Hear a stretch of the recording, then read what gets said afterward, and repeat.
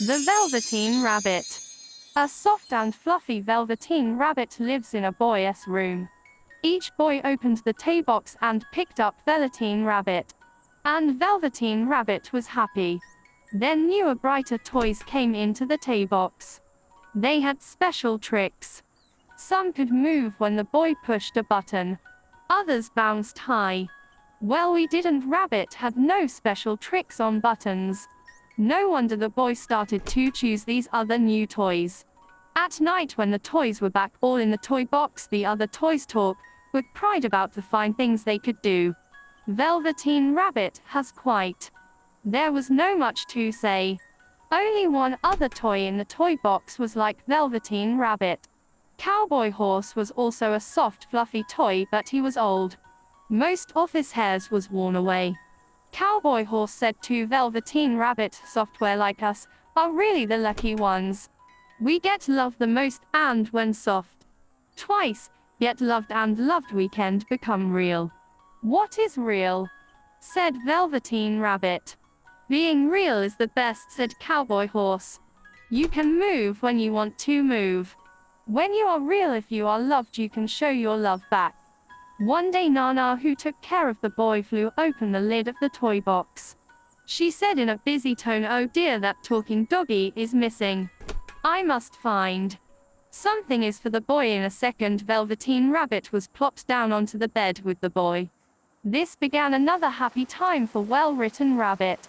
Each night the boy would hold a Velveteen Rabbit close in his arms. In the morning, the boy will show Velveteen Rabbit how to make rabbit holes under the sheets. If the boy went outside to a picnic or to the park, Velveteen Rabbit would come with him too. After a while, with the hugging and holding, much of Velveteen Rabbit's for God matted down. Its pink nose you last pink with all the boy's kisses. But Velveteen Rabbit did not care, it was happy. One day the boy became sick, his forehead got very hot. The doctor came and went. Nana walked back and forth in fear. Day after day the boy stayed in bed. There was nothing for Velveteen Rabbit to do but to stay in bed too. Day after day. Then at last the boy got better, such joy in the house. The doctor said the boy must go to the shore. How wonderful, thought Velveteen Rabbit.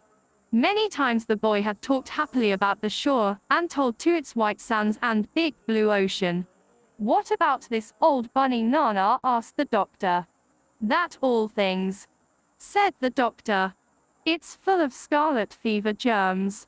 Burn it at once. Get a man new bunny." So Well-Written Rabbit was thrown in a stick, along with the boy's bed sheets and all clothes and a lot of junk. The sack was carried to the backyard. The gardener was told to burn the whole thing.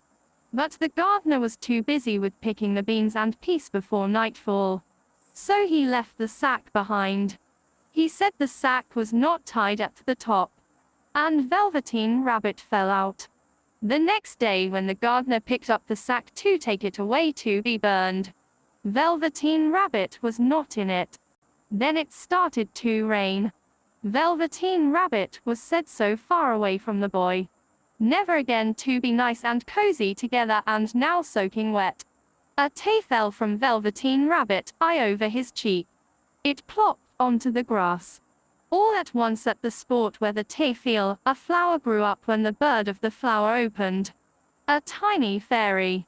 "Little Rabbit," said the fairy, "don't you know who I am?" "I wish I did," said Velveteen Rabbit. "I am the fairy that takes come of toys that are well," said the fairy. By then Velveteen Rabbit was shabby and grey. The boy had lopped off all of its whiskers. The pink lining in the ears had long turned grey. Its brown spots, once fresh and bright, why not farted and hard to see.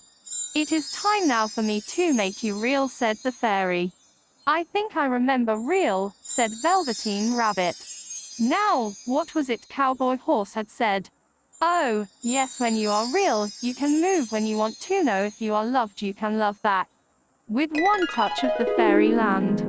Velveteen Rabbit felt different. Tickly. All of a sudden, each one of its two legs sewn together tight could move. A fly landed on Velveteen Rabbit's head and it was itchy.